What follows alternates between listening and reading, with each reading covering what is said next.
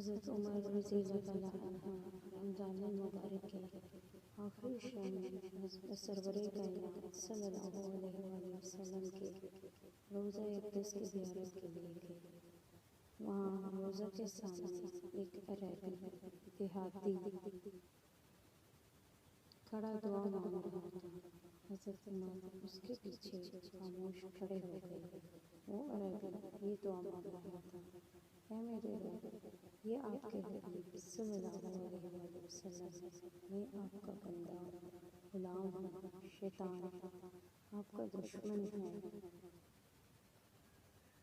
اے میرے رب، اگر آپ میری مغفرت کر دیں گے تو آپ کے حبیب صلی اللہ علیہ وآلہ وسلم خوش ہو جائیں گے اور آپ کا یہ بندہ کامیاب ہو جائے گا اور آپ کا دشمن غمگین اور ذلیل و خوار ہو جائے گا۔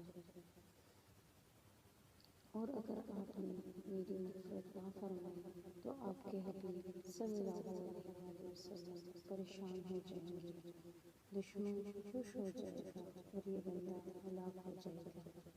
آپ بہت کرم اور عزت و شرف والے ہیں، اس بات سے بہت بلند بالا ہے کہ آپ اپنے حبیب صلی اللہ علیہ وآلہ وسلم کو پریشان، اپنے دشمن کو خوش اور اپنے بندے کو ہلاک کریں۔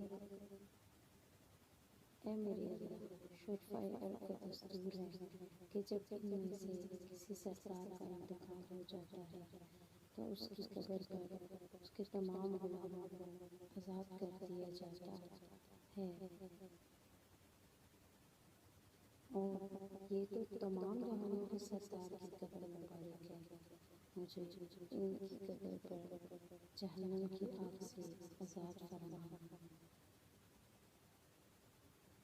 حضرت عمر نے بھی اونچی آواز میں کہا: اے میرے رب، میں بھی یہی دعا مانگتا ہوں جو اس عربی نے مانگی ہے، اور اتنے روئے کہ داڑھی مبارک آنسوؤں سے تر ہو گئی۔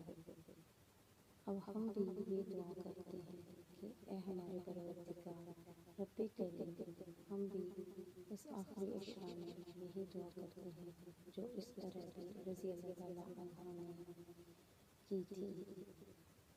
ہمارے آباء و اجداد کی، ہماری ماؤں کی، ہمارے تمام رشتہ داروں اور ان تمام لوگوں جن کا ہم پر حق ہے کہ گردنوں کو جہنم کی آگ سے آزاد فرما دے۔ اللہ تعالیٰ اس ماہ مبارک رمضان کے صدقے ہم سب کے گناہ معاف فرما دے اور ہم سے راضی ہو جائے۔ آمین یا رب العالمین۔